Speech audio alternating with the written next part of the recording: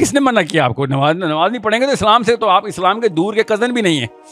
इस्लाम मुसलमान होना छोड़ें, जो नमाज नहीं पढ़ता तो उसका तो कोई रिश्ता ही नहीं है इस्लाम से। और भाई मगर नमाज पढ़ना मकसद नहीं है हमारा, नमाज पढ़ना लाइफ स्टाइल है हमारा, और मकसद इस्लाम का निज़ाम दुनिया के अंदर करना है। लियुज़हिरहु अला दीन कुल्ली, अल्लाह ने कहा। युज़हिरहु का मतलब होता है सबको नजर आ जाएगा कि सब पे हावी हो गया है, समझ रहे, सब पे, अला दीन कुल्ली। अब आए टेक्निकलिटी के ऊपर, अगले 10 मिनट में टेक्निकलिटी बताऊंगा, उसके बाद क्वेश्चन आंसर लेते हैं। क्या है दीन कुल्ली का मतलब, किस किस को समझ आया?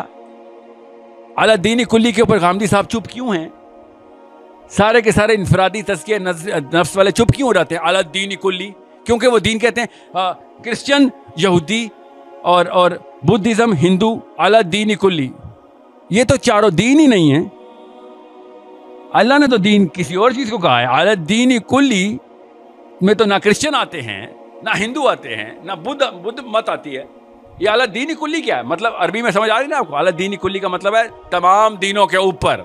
लियुज़हिरहु अला दीन कुल्ली का मतलब है उन तमाम दीनों के ऊपर, दुनिया के तमाम अदियान के ऊपर कवी हो जाएगा, सब तो हो जाएगा इस्लाम आके। समझ रहे? तो वो कौन से दीन है जिनसे आपको मैं बता रहा हूं कि भाई उस दीन में हम शामिल हो गए? वो दीन आसानी से समझ लें। उस दीन के प्रॉपर उन अदियान के अपने अपने अंबिया हैं, उन अदियान के अपने अपने अंबिया हैं जिनसे मुसलमानों के अंबिया ने, इस्लाम के अंबिया ने लड़ाइयाँ की हैं। हमारे दौर में भी उस दीन के अंबिया भी कुछ जिंदा भी हैं, कुछ पुराने मरे हैं, ज़्यादा रिसेंट 200 साल पहले मरे हैं, 100 साल पहले मरे हैं। 1500 में कोई 28 ऐसे नबी आए हैं उनके अदियान के। ये समझ लें बस आप। इतना बड़ा तमहीद क्यों बांधा था कि आपको समझ आ रहा है कि किस दीन के अंदर हम दाखिल हो रहे हैं, हमें पता भी है कि नहीं।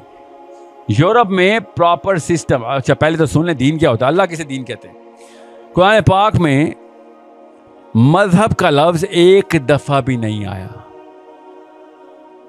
और हमारे जुम्मे में मजहब का लफ्ज 100 दफा आता है। अल्लाह ताला को क्यों नहीं पता था कि मजहब का लफ्ज इस्तेमाल करना है? अल्लाह के यहाँ अल्फाज की कमी है? अल्लाह ने क्यों नहीं बताया मजहब है इस्लाम? अल्लाह ताला क्यों कह रहा है ये दीन है? भाई ये दीन है। इसकी मिसाल कैसे है कि मिसाल क्या, लिटरली आयत बताता हूं कि अल्लाह ताला ने कहा कि यूसुफ अलैहिस्सलाम के भाई का वीजा मिस्र के बादशाह के सिस्टम में नहीं था। यह आयत है। यूसुफ अलैहिस्सलाम को के भाई को वीजा नहीं इशू हो सकता था बादशाह के सिस्टम में। अमेरिका का वीजा नहीं इशू हो सकता, आपको मुंह उठा के जाए वीजा ले ले। अमेरिका ने कहा नहीं, हमारे सिस्टम में आपका वीजा रिजेक्ट हो जाता है। सिस्टम क्यों जान के बोल रहा हूं? क्योंकि कोई प्रोसेस है ना उनका वीजे का। शक्ल देख के तो नहीं वीजा रिजेक्ट या एक्सेप्ट करते ना, लॉ है, कोई प्रोसेस है, सिस्टम है, लॉ है ना, लॉ को सिस्टम कहते हैं। तो ये मिस्र के बादशाह का कौन सा लॉ और सिस्टम था जिसको अल्लाह ने किस तरीके से बोला कि उस बादशाह के दीन में ये अलाउ नहीं था कि यूसुफ के भाई को वीजा मिले मिस्र का। समझ रहे हैं? ये बहुत ध्यान में रखिएगा। ला इकराह फिद दीनी, सुन पढ़ी आयत, ला इकराह फिद दीन का तबय्यन रुश्द मिनल गई। यस, ला इकराह फिद दीन लिखा हुआ है या लिद दीन लिखा हुआ है? फिद दीन लिखा हुआ है। तो इसका मतलब क्या हुआ है कि समझने की कोशिश करें दीन किस तरीके से अल्लाह ताला सिस्टम लॉ को बता रहे हैं कि आप किस सिस्टम के साथ लड़ाई कर रहे हैं, ये ध्यान में रख लें बस। इस्लाम ने किन सिस्टम्स को कॉन्कर करना है। कैसे मुझे पता है कि वो बनी इसराइल वाला सिस्टम नहीं है? क्योंकि वो मजहब है। क्योंकि दाब्बतुल अर्द जो आखिरी निशानी है, आखिरी निशानी, उसने आके किससे बातें करनी है? उस क्रीचर ने आके किससे बातें करनी है आपको पता है? बनी इसराइल से। ये तब भी जिंदा होंगे। लियुज़हिरहु अला दीन कुल्ली के ऊपर कैसे आ गया फिर? ये तो खत्म हो जाने चाहिए थे। नहीं, ये उस वक्त भी जिंदा होंगे। मजहब नहीं खत्म होने वाले, ये वाला मजहब रहेगा। अल्लाह ने इनसे वाकई में वादा किया हुआ है, कोई जो एंड तक निशानी इन तक है। आखिरी निशानी क्या है? दरख्तों के पीछे छुप रहा होगा यहूदी, दरख्त बोलेगा मेरे पीछे यहूदी आके मार इसको। तो मजहब तो नहीं खत्म होने वाला इनका जब तक ये वाला वाकया ना हो जाए, ये गरकत के पेड़ वाला। ठीक है, दज्जाल तक बनी इसराइल जिंदा है। तो फिर कहां से दीन ने अपने हमारी फतह लेनी है? ये दीन किसी और सिस्टम के ऊपर फाते होगा।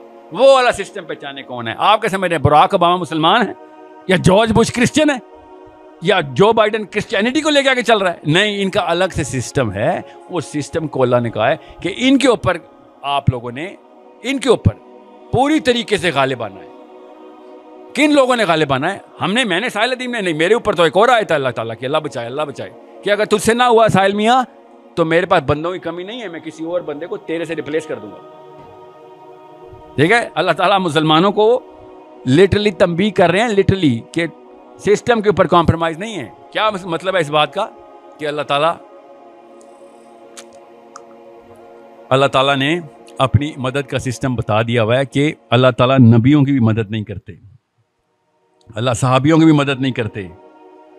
याद रखिएगा, अल्लाह ताला किसी की मदद नहीं करते सिवाय इस्लाम के।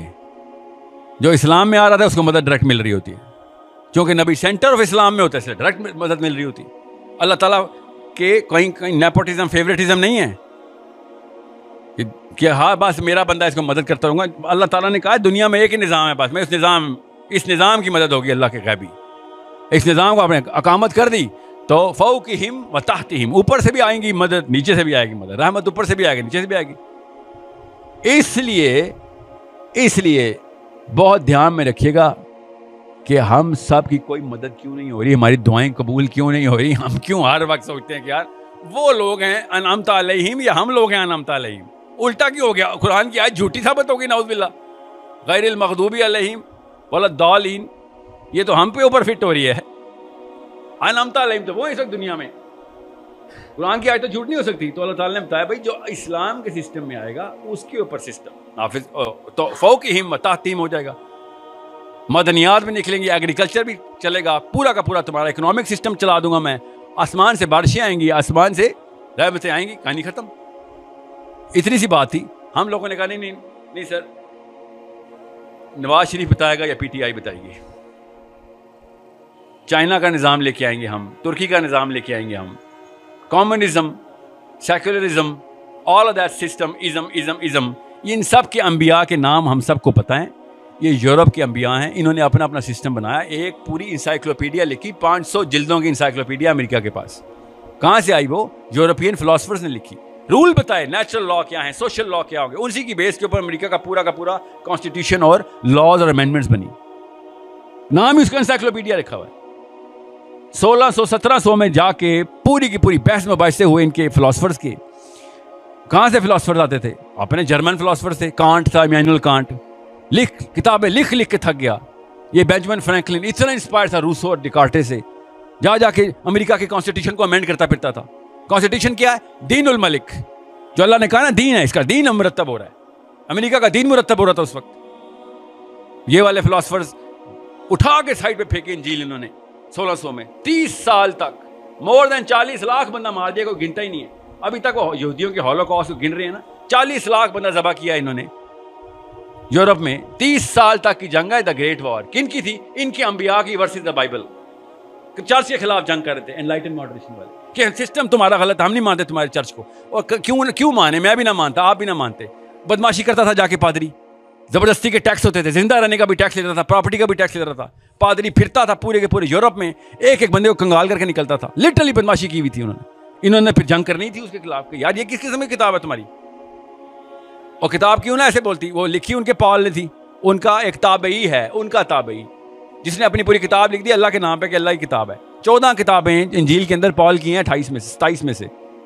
आप खुद सोचें, हमारे ताबी कोई जरूरत है कुरान पाक लिखे? वो हमारे साहबी को जरूरत है? हम नबियों को ये जरूरत नहीं देते। इन्होंने अपने ताबी को जरूरत देके पूरा का पूरा अल्लाह के नाम की किताब है इंजील, पॉल ने लिखी हुई किताब। वो उसने तो फिर बदमाशी करनी थी नीचे। फिर इनके अंबिया, इनके लिटरली अंबिया रेज हुए, अपने अपने सिस्टम का नबी होता ना, उसने बताया नहीं ऐसे होना चाहिए। लोगों ने फिर ऐसे जान की बाजी लगाई उन अंबिया पे। लिटरली रूसो की फॉलोअरशिप, ये कांट की फॉलोअरशिप, इन्होंने बाकायदा फिर पॉलिटिक्स, सियासतदानों को इन्फ्लुएंस करना शुरू कर दिया। बाय डिजाइन नहीं, किताब चाहते थे बस।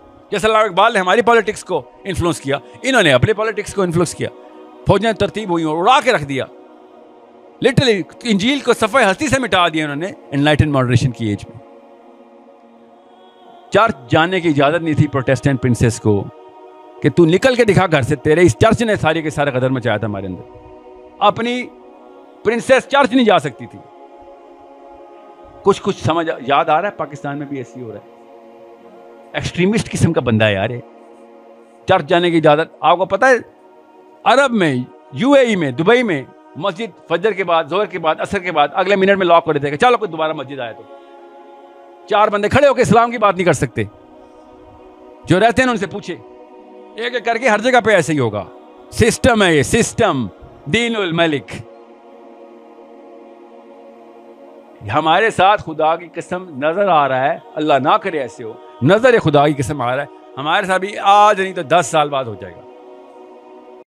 दीन की बात फैलाना सदक़े जारिया है। सवाब की नीयत से वीडियो को शेयर जरूर कीजिए। जज़ाकल्लाह।